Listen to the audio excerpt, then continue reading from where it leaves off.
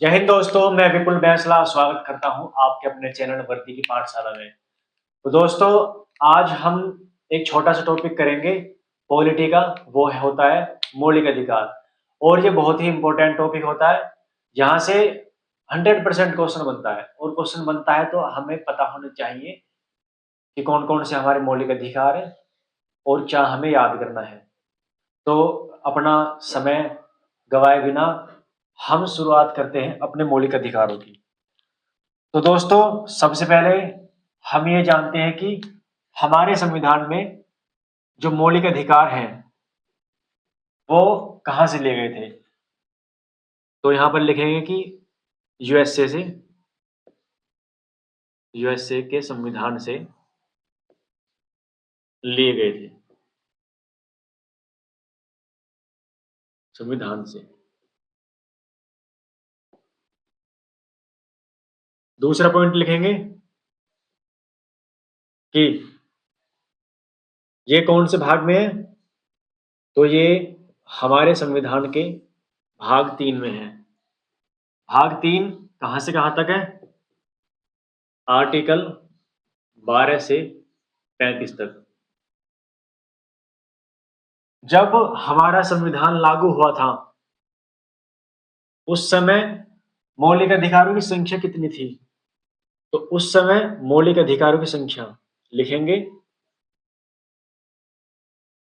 प्रारंभ में मौलिक अधिकार,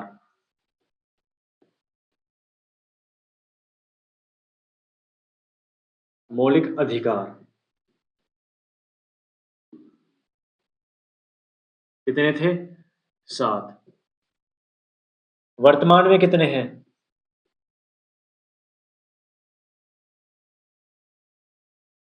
वर्तमान में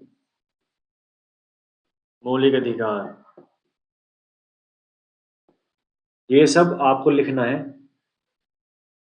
जिससे कि कोई भी कंफ्यूजन ना हो अगर क्वेश्चन की लैंग्वेज कैसी भी आए। कितने हैं? 6।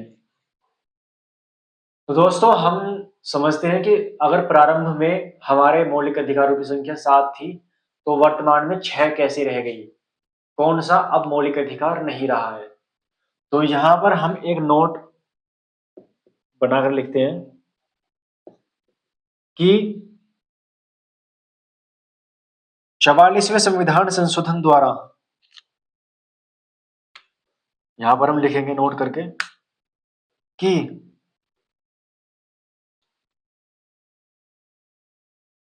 44वें संशोधन द्वारा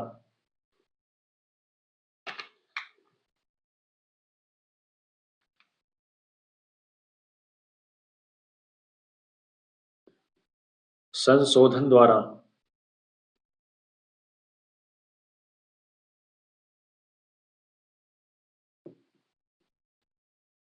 1978 में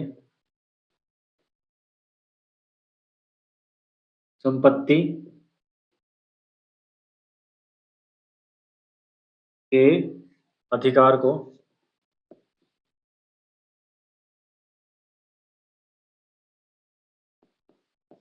मौलिक अधिकारों से अलग कर दिया गया,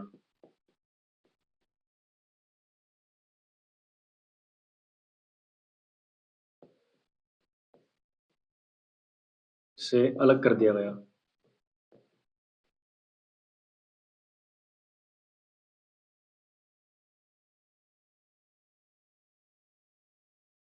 अब यहां पर लिखेंगे कि ये संपत्ति का अधिकार कौन से अनुच्छेद में था। यहां पर लिख लेंगे आर्टिकल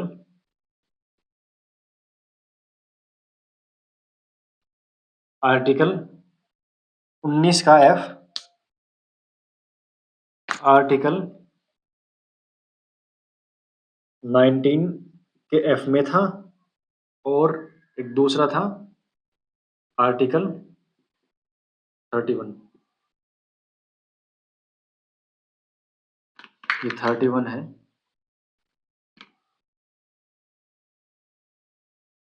तो साथ ही हमारा ये अनुच्छेद 31 में था और अनुच्छेद 19 के एफ में था संपत्ति का अधिकार, जिसको 44वें संविधान संशोधन द्वारा 1978 में मौलिक अधिकार से हटाकर कानूनी अधिकार बना दिया गया। तो आप ये सब नोट कर लेंगे या फिर स्क्रीनशॉट ले लेंगे इसका एक बार।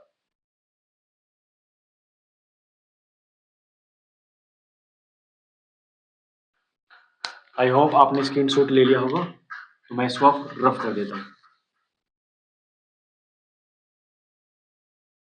हम इस क्लास को ज़्यादा लंबा नहीं ले जाएंगे जिससे आपका समय बर्बाद हो। समय बहुत कीमती है। अब एग्जाम आने वाला है तो हमें हर चीज का क्विक रिवीजन करना है जो कि बहुत इंपॉर्टेंट है। अब चलती है, अब हम अनुच्छेद 12 पे चलते हैं। सबसे पहले आर्टिकल 12, इसमें क्या है? इसमें है राज्य की परिभाषा।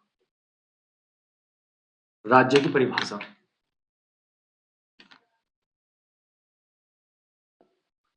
राज्य की परिभाषा।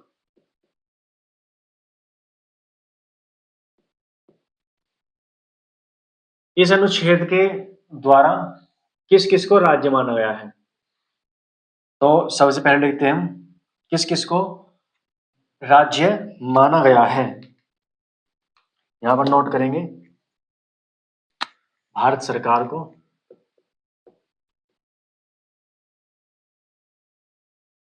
भारत सरकार को। दूसरा,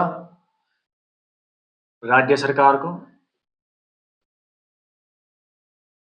सरकार को, संसद को, संसद को, और किस किस को माना गया है? विधानमंडल को, विधानमंडल को,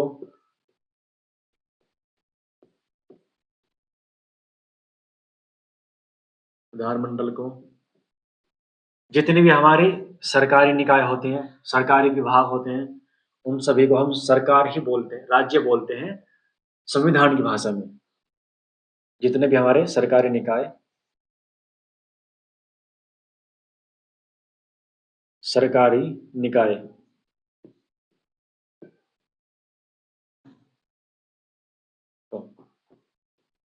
तो ये अनुच्छेद 12 में बताया गया है कि हम राज्य किस किस को मानेंगे। तो राज्य के अंतर्गत हमारे एक तो भारत सरकार आ जाएगी, उसके बाद राज्य सरकार को भी हम राज्य ही मानेंगे, उसके बाद संसद को भी हम संविधान की भाषा में राज्य ही बोलेंगे, विधानमंडल को, और जितने भी हमारे सरकारी निकाय होते हैं, सरकारी आयोग होते हैं, उन सभी को हम राज्य मानेंगे। उसके बाद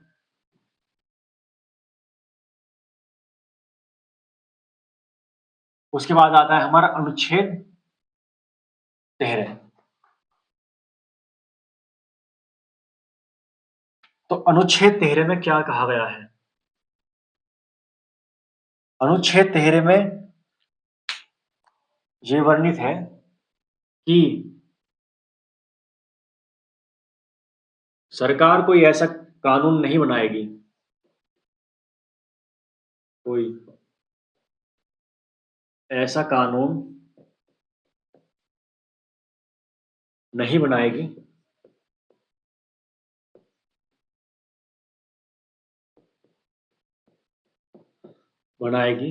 जो किसी भी व्यक्ति के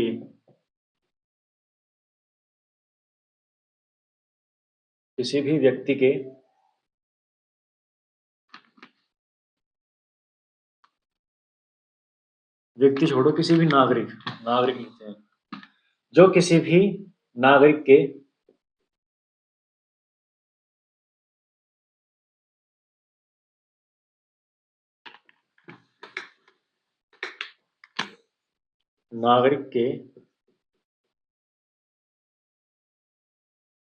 मौलिक अधिकारों को प्रभावित करेगा।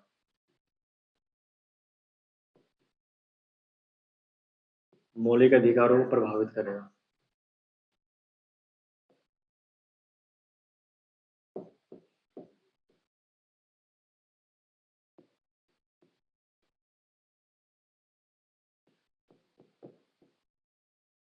तो अनुच्छेद 13 हमारा क्या बोलता है कि राज्य को सरकार कोई भी ऐसा कानून नहीं बनाएगी जो किसी भी नागरिक के मौलिक अधिकारों को प्रभावित करेगा। ये आपने नोट कर लिया होगा। उसके बाद देखते हैं आर्टिकल 14। आर्टिकल 14 क्या बोलता है, ये लिखते हैं हम आर्टिकल 40। यहां से हमारे मेन जो मौलिक अधिकार है वो शुरू हो चुके हैं। तो अनुच्छेद 14 में क्या है कि विधि के समक्ष समानता, विधि के समक्ष समानता।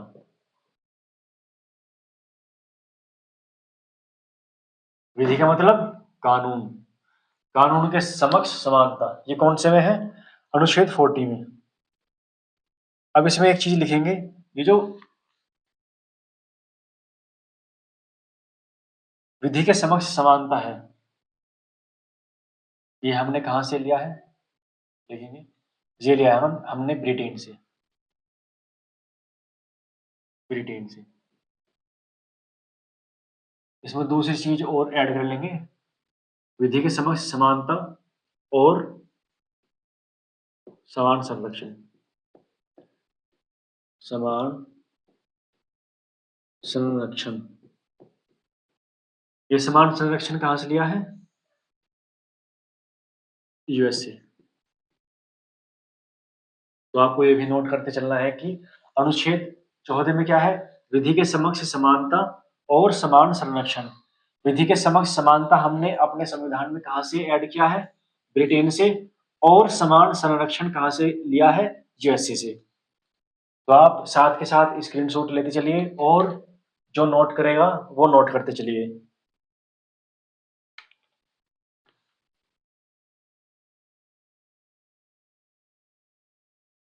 इसके बाद आता है हमारा अनुच्छेद 15। अनुच्छेद 15 क्या बोलता है कि धर्म, जाति, लिंग अथवा जन्म स्थान के आधार पर, धर्म, जाति, लिंग अथवा जन्म स्थान के आधार पर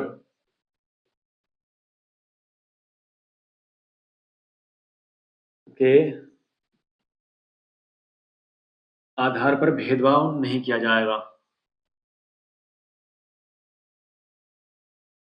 भेदभाव नहीं किया जाएगा।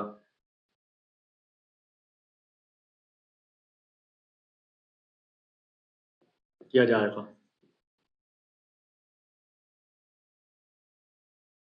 इसके बाद यहां पर एक और लिखते हैं आर्टिकल, आर्टिकल 50 का 2।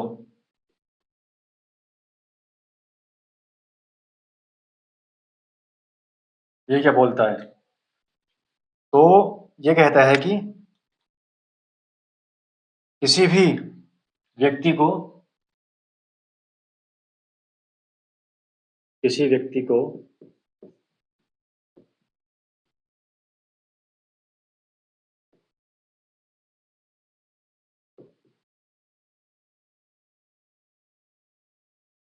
सार्वजनिक स्थानों पर,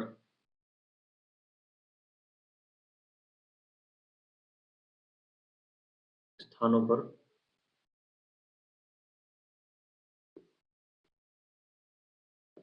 जाने से नहीं रोका जा सकता।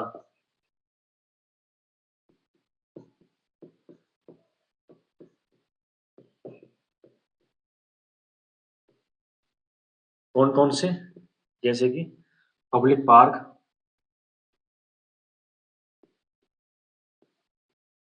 पब्लिक पार्क, तालाब,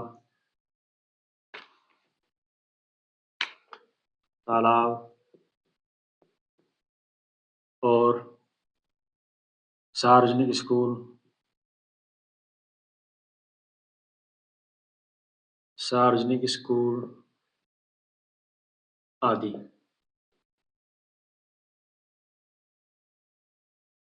तो आपने ये लिख लिया होगा। अनुच्छेद 15 में क्या है? धर्म, जाति, लिंग अथवा जन्म स्थान के आधार पर भेदभाव नहीं किया जाएगा। और इसको आप बिल्कुल इंपॉर्टेंट लेके चलना। अनुच्छेद 15 का 2, किसी भी व्यक्ति को सार्वजनिक स्थानों पर जाने से नहीं रोका जाएगा। जैसे कि पब्लिक पार्क हो गए, तालाब हो गए और सार्वजनिक स्कूल हो गए। ये आप साथ के साथ नोट करते चलना। उसके बाद में हम एक और लिखेंगे।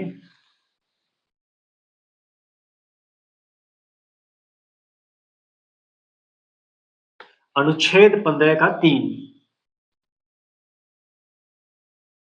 तो अब हमारा कौन सा आर्टिकल आएगा?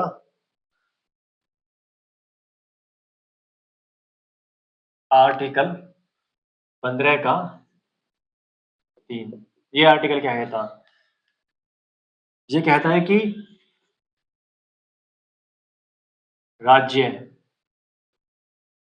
मैंने आपको बता दिया था कि राज्य किसको बोलते हैं? राज्य सरकार को बोलते हैं। सरकारी जो विभाग होते हैं उनको भी हम राज्य ही बोलते हैं।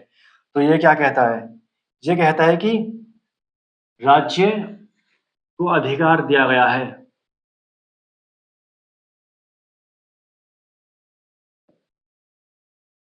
अधिकार है कि वे महिलाओं और बच्चों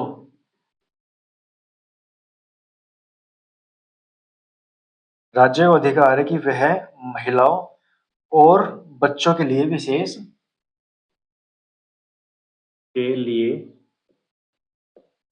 विशेष प्रावधान करे।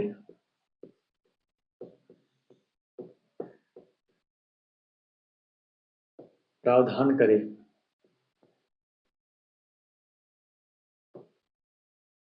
तो अनुच्छेद 15 के 3 में क्या है कि राज्य को अधिकार है कि वे महिलाओं और बच्चों के लिए विशेष प्रावधान करे। यहाँ पर एक फैक्ट नोट डालकर लिखेंगे कि वो क्या है। सबसे इंपॉर्टेंट पॉइंट है ये कि महिलाओं का घरेलू हिंसा अधिनियम, महिलाओं का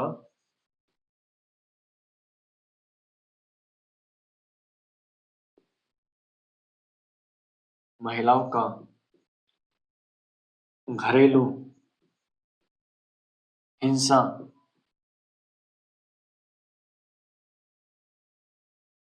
से संरक्षण अधिनियम,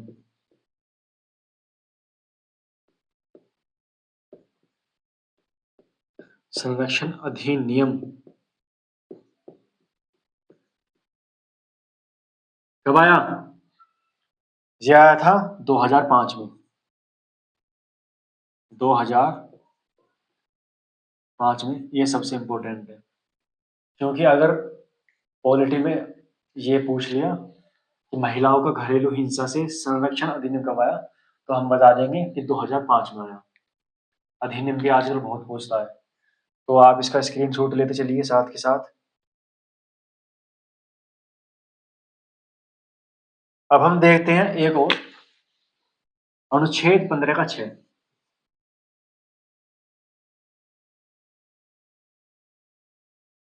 अनुच्छेद 15 के 6 में क्या है जो आजकल बहुत चलता है? क्या है वो है हमारा ईडब्ल्यूएस।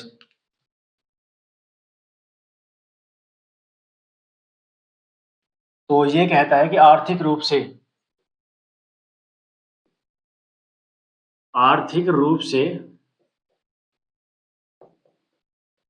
पिछड़े लोगों को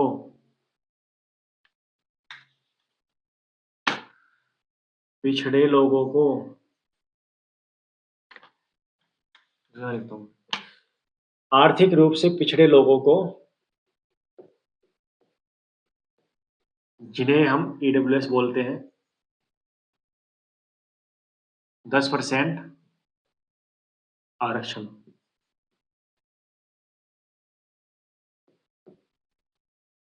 कौन सा आर्टिकल में है? आर्टिकल 15 के 6 में। ये कब आया था? ये आया था 103वें संविधान संशोधन द्वारा।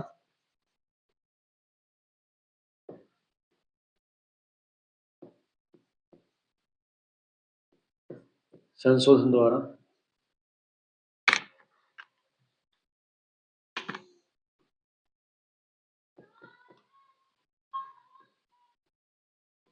संशोधन द्वारा 2019 में जोड़ा गया।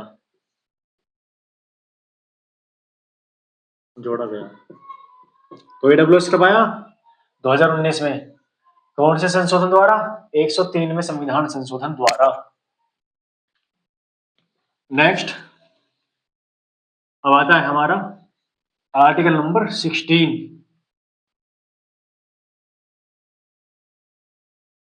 तो आर्टिकल नंबर 16 क्या कहता है? लोक नियोजन में समानता। लोक नियोजन में समानता मतलब लोक नियोजन क्या? सरकारी नौकरी वगैरह में समानता। इसमें अब एक ऐड करेंगे,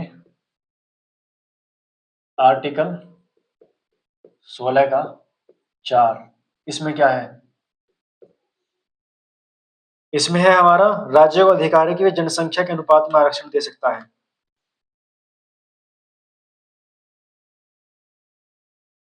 राज्य को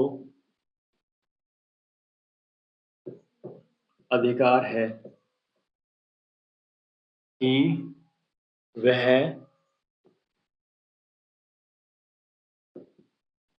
जनसंख्या के आधार पर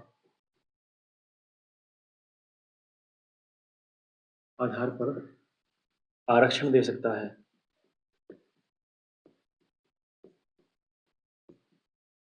दे सकता है। इसके बाद आएगा हमारा अनुच्छेद आर्टिकल 16 का 6। आर्टिकल 16 का 6। अब इसमें क्या है? तो अभी हमने पढ़ा था आर्टिकल 15 का 6, उसमें ईडब्ल्यूएस था। इसमें भी ईडब्ल्यूएस है कि, इसको मैं अलग मार्कर से लिखता हूं, सरकारी नौकरियों में, सरकारी नौकरी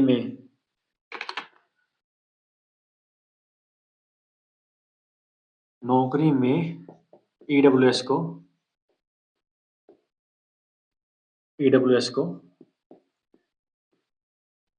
10% का आरक्षण। ये अनुच्छेद 16 से संबंधित 3 इंपॉर्टेंट अनुच्छेद हो गए हैं। आप सब इनके स्क्रीनशॉट ले सकते हैं और साथ के साथ अगर अपने नोट बनाना चाहे तो वो भी बना सकते हैं। अब आते हैं हम अपने अनुच्छेद 17 पर। जल्दी जल्दी चलेंगे, ज्यादा लंबी क्लास करने का कोई फायदा नहीं है। अनुच्छेद 17 में क्या है? अनुच्छेद 17 में एस प्रस्ताव का अंत।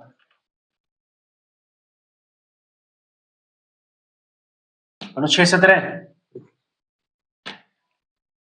17 में क्या है? एस प्रस्ताव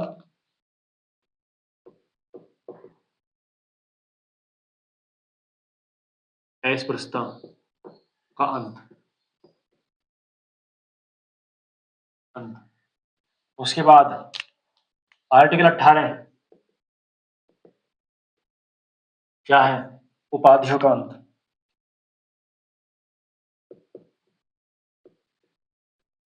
उपाधियों का अंत है।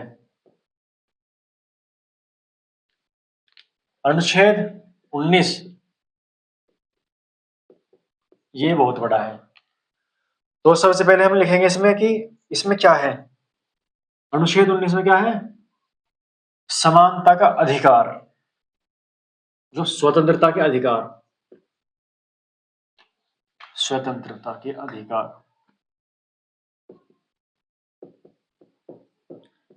स्वतंत्रता का अधिकार है इसमें। इसके बारे में एक पॉइंट लिखेंगे। इसमें कितने प्रकार की स्वतंत्रता दी गई है? इसमें हमें 6 प्रकार की स्वतंत्रता दी गई है। 6 प्रकार की स्वतंत्रता दी गई है।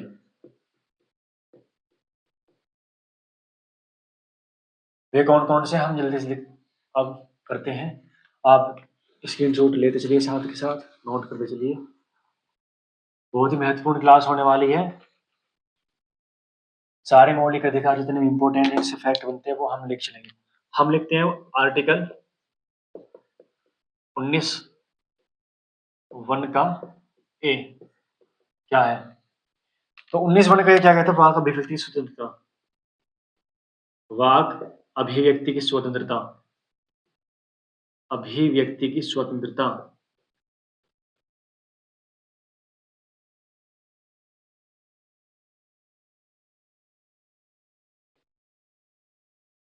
स्वतंत्रता।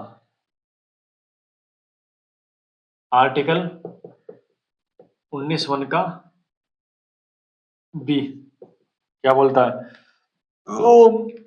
सॉरी, ये कहता है कि शांतिपूर्ण व निशस्त्र सम्मेलन की स्वतंत्रता।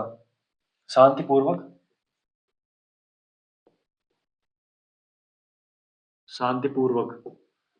व निशस्त्र सम्मेलन।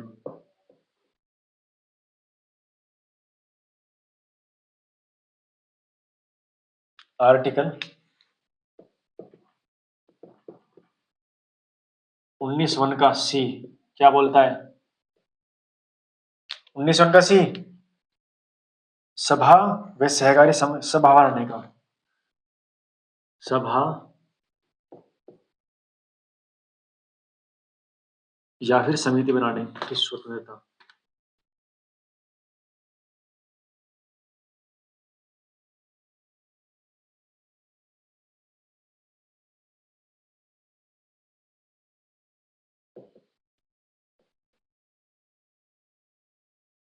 इसके बाद आता है आर्टिकल 19(1) का डी। अब हमने सभा बना ली, तो हम क्या करेंगे? घूमने जाएंगे। भारत के किसी भी हिस्से में घूमने की स्वतंत्रता। भारत के किसी भी हिस्से में घूमने की स्वतंत्रता। घूमने की स्वतंत्रता। उसके बाद कौन सा आएगा? आर्टिकल 19(1) का ई। ई में क्या है? अब हम घूम लिए तो हम निवास करने की स्वतंत्रता। निवास करने की स्वतंत्रता।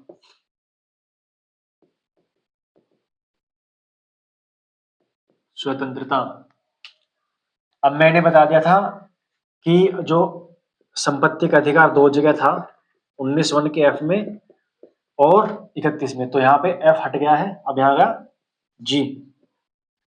अब जी के बाद में क्या आता है कि व्यापार व वाणिज्य की स्वतंत्रता। व्यापार की स्वतंत्रता।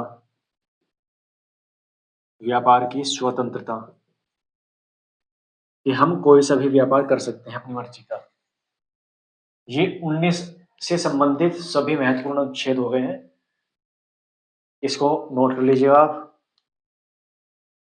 और क्लास आपको अच्छी लगी तो लाइक कर दिएगा। उसके बाद आते हैं हम अनुच्छेद 20 पे। अनुच्छेद 20 क्या कहता है?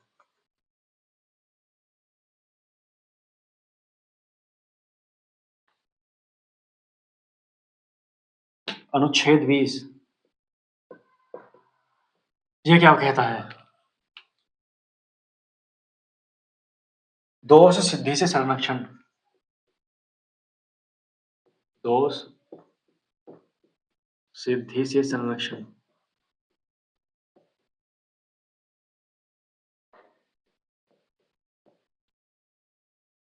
एक बार इसको समझ लेते हैं कि दोष सिद्धि से संरक्षण क्या है। कि अगर किसी पर झूठा मुकदमा भी लग गया, जैसे मुकदमा चल रहा है किसी के खिलाफ, पर वो अभी तक दोषी नहीं माना गया है पूरी तरह से, तो मतलब उससे संरक्षण की ऐसे में ये ना हो कि पब्लिक आक्रोश होकर उसको मार दे, कुछ भी कर दे। तो हमारे संविधान में ये भी व्यवस्था की गई है कि जो दोषी भी है मतलब उसका भी थोड़ा संरक्षण दिया जाए उसको भी। तो दोष सिद्धि से संरक्षण है, इसके बारे में कुछ पॉइंट हैं उनको हम यहाँ पर लिख लेंगे जो पूछे जा सकते हैं कि दोष सिद्ध न होने तक, दोष सिद्ध न होने तक दोषी नहीं माना जाएगा। न होने दोषी नहीं माना जाएगा, दोषी नहीं माना जाएगा, माना जाएगा। दूसरा, दोहरे दंड से संरक्षण है, दोहरे दंड से, दंड से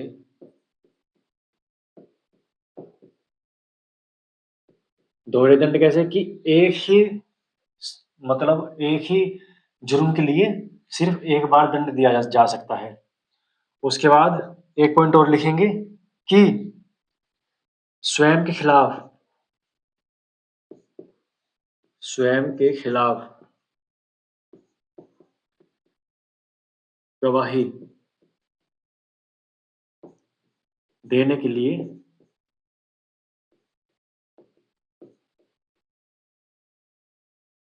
जोर नहीं डाला जाएगा।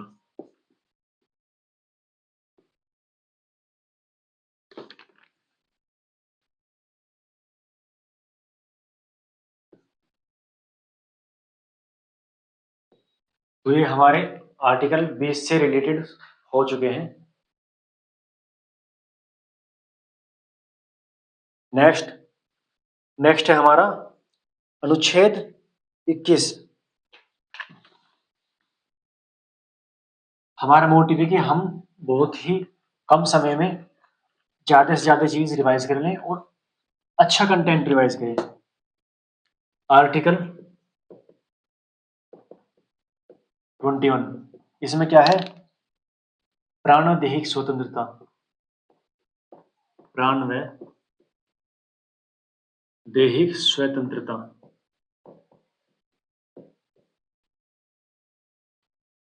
उसके बाद एक आता है विदेश जाने की स्वतंत्रता,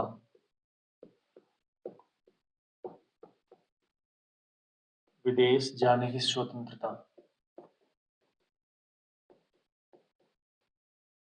वो भी इसी में ऐड होगा।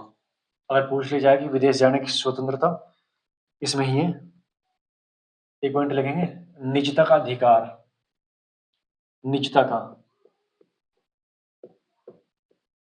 निजता का अधिकार,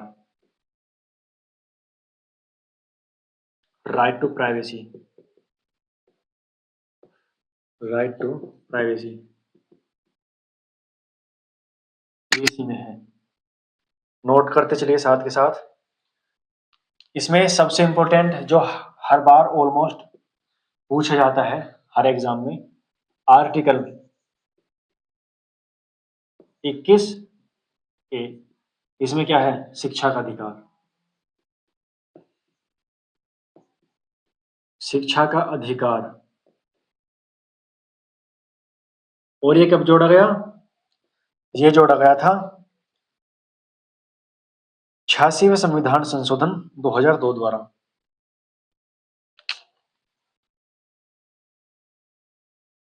86वें संशोधन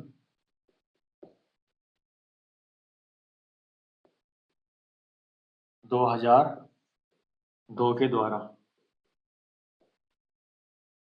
लागू हुआ था। लागू हुआ कब? 2009 में नहीं, लागू हुआ था 2010 में। 2009 में ये एक्ट बना, एक्ट बना। साथ के साथ स्क्रीनशॉट लेते लिए, ऑडियो वीडियो बिल्कुल क्लियर होगी। आशा करता हूँ बहुत ही अच्छी क्लास चली होगी हमारी।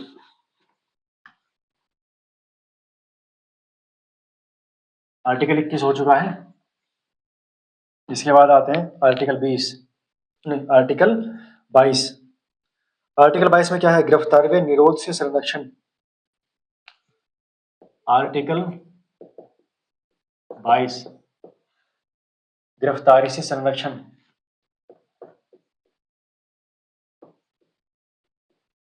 गिरफ्तारी से संरक्षण।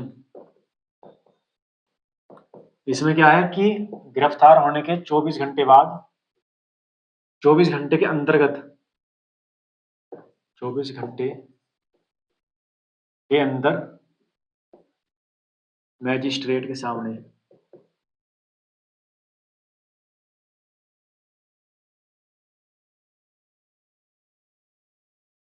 समक्ष उपस्थित करना होगा।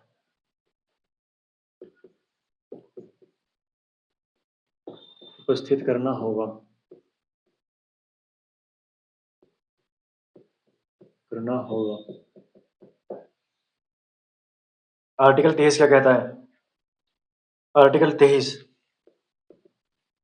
बस हमारे होने वाले हैं अभी, और बहुत ही फास्ट रिवीजन हो गई। आर्टिकल 23, आर्टिकल 23 कहता है कि बाल श्रम पर प्रतिषेध।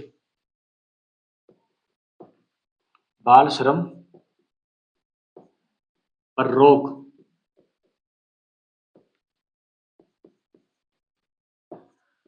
मानव दुर्व्यापार पर रोक।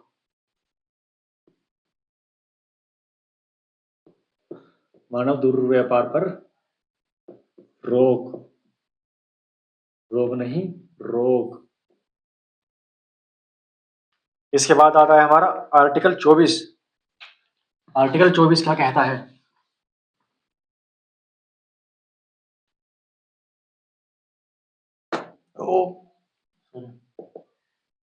आर्टिकल 24 क्या कहता है? आर्टिकल 24 बालकों के नियोजन में प्रतिच्छेद 14 से कम आयु के बच्चों को जोखिम वाले कार्यों में नहीं लगाया जाएगा। सिंपल सी भाषा में इसका ये मतलब है कि जोखिम भरे, जोखिम भरे, जोखिम भरे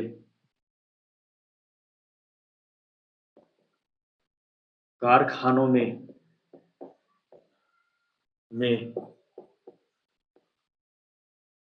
बच्चों को नहीं लगाया जाएगा।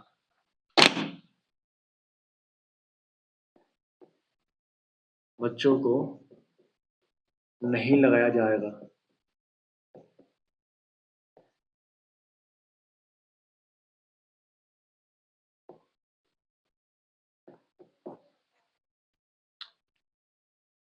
मैं आपसे उम्मीद करता हूं कि ये क्लास आपको पसंद आएगी और हम बहुत ही आसान भाषा में सीख कर चलेंगे। अनुच्छेद 25 में क्या है कि अपनी मर्जी से किसी भी धर्म को स्वीकार करने की और मानने की आजादी।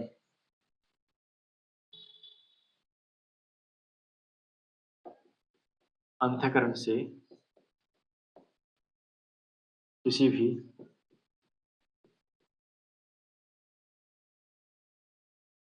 धर्म को मानने की स्वतंत्रता।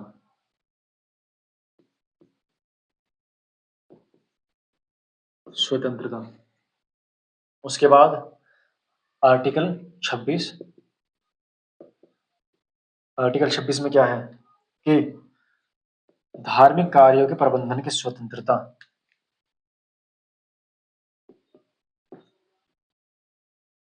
धार्मिक कार्यों में प्रबंधन की स्वतंत्रता।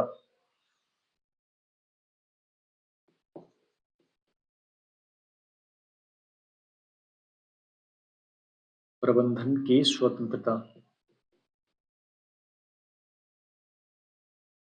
स्वतंत्रता। ये हमारे 26 तक हो चुके हैं, बिल्कुल ज्यादा नहीं बचे हैं, थोड़े से हैं। नोट कर लीजिए, आप स्क्रीनशॉट ले चलिए साथ साथ में। अनुच्छेद 27 धार्मिक अभिवृद्धि हेतु कर से मुक्ति।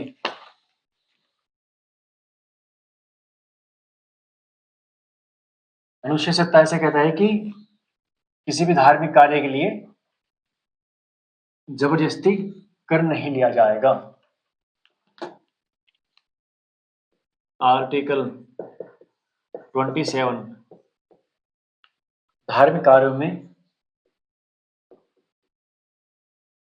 धार्मिक कार्यों में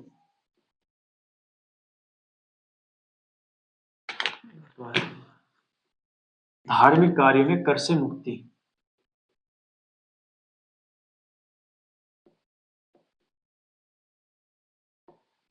कार्यों में कर से मुक्ति। कर से मुक्ति। इसके बाद आ जाएगा आर्टिकल 28। इसमें क्या है कि किसी भी शिक्षा संस्थान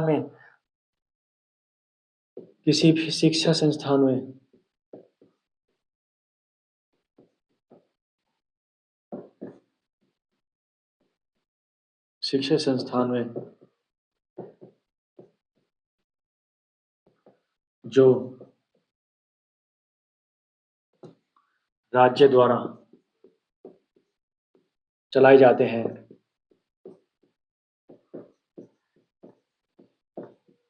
किसी विशेष धर्म की शिक्षा नहीं दी जाएगी।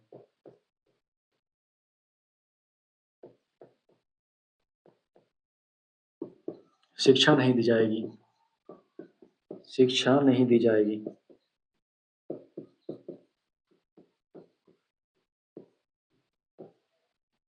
ये हमारा अनुच्छेद 28 हो चुका है। इसके बाद आता है कि अनुच्छेद 29। इसमें क्या है? अल्पसंख्यकों के हितों का अधिकार।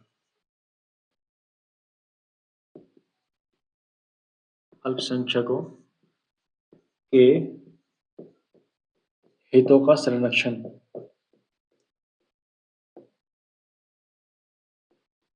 अल्पसंख्यकों के हितों का संरक्षण, ये अनुच्छेद 29 में है। इसके बाद आता है अनुच्छेद 30।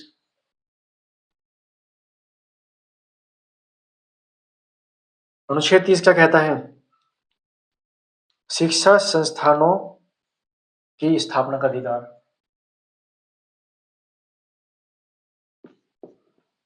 शिक्षा संस्थानों की स्थापना का अधिकार।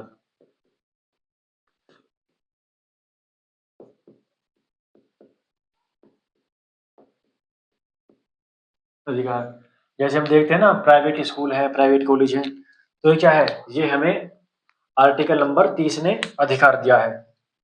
इसके बाद हमने पढ़ा था कि अनुच्छेद 31 हटा दिया गया है। कौन से संविधान संशोधन द्वारा? 44वें संविधान संशोधन द्वारा 31वें अनुच्छेद को हटा दिया गया है। अब सबसे इंपॉर्टेंट जो हमारा आता है वो है आर्टिकल 32 संवैधानिक उपचारों का अधिकार। संवैधानिक उपचारों का अधिकार। उपचारों का अधिकार most important line B.R. Ambedkar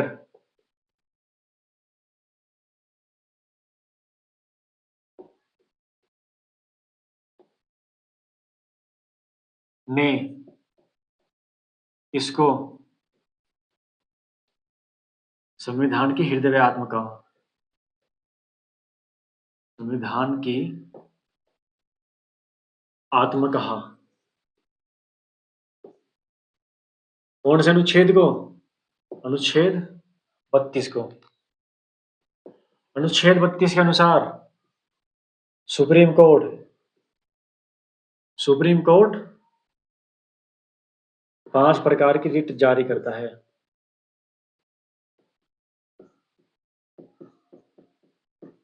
writ जारी करता है। रिट जारी करता है। वो कौन कौन से हैं हम यहाँ पर लिख लेते हैं इसी स्लाइड पर। पहली बंदी प्रत्यक्षीकरण,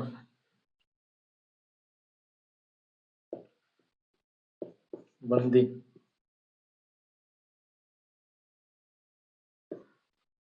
बंदी प्रत्यक्षीकरण। दूसरी वो है परमादेश।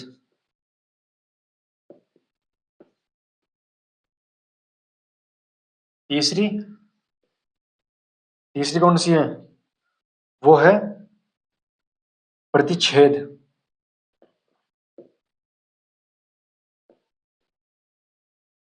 प्रतिच्छेद प्रतिच्छेद नहीं, प्रतिषेध, सॉरी, प्रतिषेध। उसके बाद आती है हमारी फोर्थ नंबर की, कौन सी है? फोर्थ नंबर की रीट है हमारी उत्प्रेषण।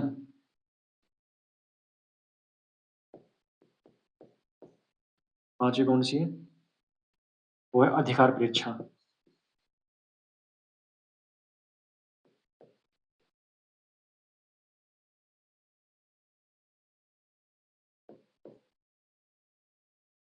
तो ये आपने नोट कर लिया होगा। संविधान के हृदय पे आत्मा, बी आर अम्बेडकर ने किसे कहा? अनुच्छेद 32 को। इसमें 5 प्रकार की रीट है और अनुच्छेद 32 के तहत रीट कौन जारी करता है? वो करता है हमारा सुप्रीम कोर्ट, और हाई कोर्ट 226 के अनुसार करता है। तो कौन कौन सी रीट है? बंदी प्रत्यक्षीकरण, परमादेश, प्रतिषेध, उत्प्रेषण और अधिकार परीक्षा। ये 5 प्रकार की रीट है, नोट कर लिए और स्क्रीनशॉट ले चलिए आप। उसके बाद ये छोटे छोटे से और हैं, इनको हम जल्दी कर लेंगे, बस खत्म हो गया। नोट कर लीजिए।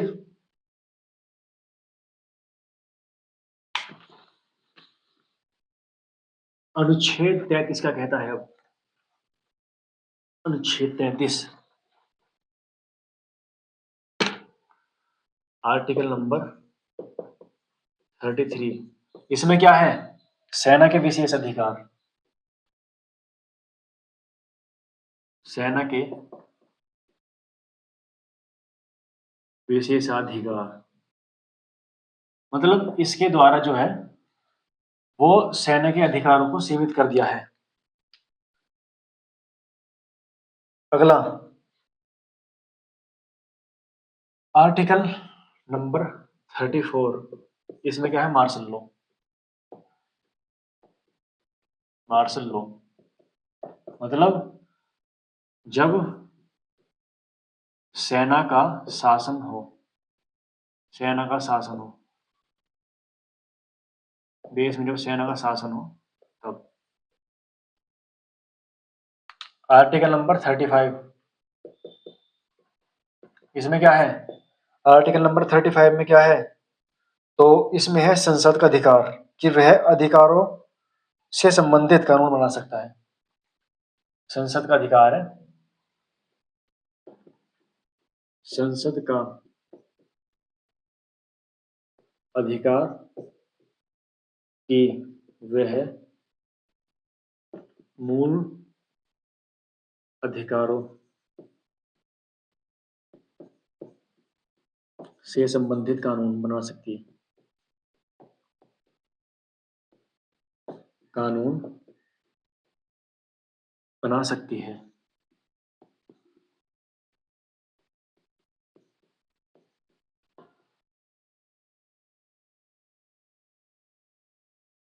या आप जल्दी से स्क्रीनशॉट ले लीजिए। इसके बाद बस एक चीज और हम लिखते हैं, जो हम पढ़ते हैं ना कि भारतीयों को कौन से मौलिक अधिकार हैं और विदेशियों को कौन से मौलिक अधिकार प्राप्त हैं, वो हम एक बार डिस्कस कर लेते हैं। उसके बाद हमारा मौलिक अधिकार बिल्कुल खत्म। तो जल्दी से आप लिखिए कि भारतीयों को प्राप्त मूल अधिकार, भारतीयों को प्राप्त मूल अधिकार,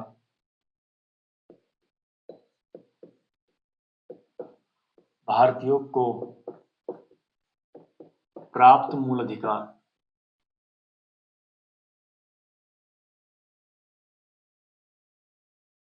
अधिकार कौन कौन से हैं? मैं उनके नंबर लिख देता हूं, आपको समझ आ जाएगा बिल्कुल। नहीं, एक काम कीजिए आप, इसमें ये मत लिखिए, केवल लिखिए, केवल भारतीयों को प्राप्त, केवल केवल भारतीयों को प्राप्त कौन कौन से हैं? वो हैं हमारे अनुच्छेद 15, 16, 19, 29 और 30। 29 और 30 ये केवल भारतीयों को प्राप्त है। ये अनुच्छेद केवल भारतीय को प्राप्त है। इनसे अलग जो भी बच गए हैं वो भारतीयों और विदेशियों दोनों को प्राप्त हैं। तो आप सारे याद मत करो कौन से भारतीय को कौन से विदेशियों को, बस आप ये याद कर लो कि केवल भारतीयों को, ये लिख रहा है ना यहाँ पर, केवल भारतीयों को उनसे प्राप्त है। वो है 15, 16, 19, 29, 30। इसके अलावा जितने भी अधिकार हैं वो सभी को प्राप्त है, विदेशियों को भी। तो ये हमारी मौलिक अधिकारों की एक क्लास खत्म हो चुकी है। इसमें संपूर्ण मौलिक अधिकार हमने खत्म कर दिए हैं, कवर कर लिए हैं। अच्छे से रिवीजन आपका हुआ होगा और आशा करता हूँ आपको यह क्लास बहुत अच्छी लगी होगी। और अगर आपको इससे थोड़ा भी फायदा मिले तो क्लास को लाइक जरूर करें और हमारे चैनल को सब्सक्राइब करें। जय हिंद, जय भारत।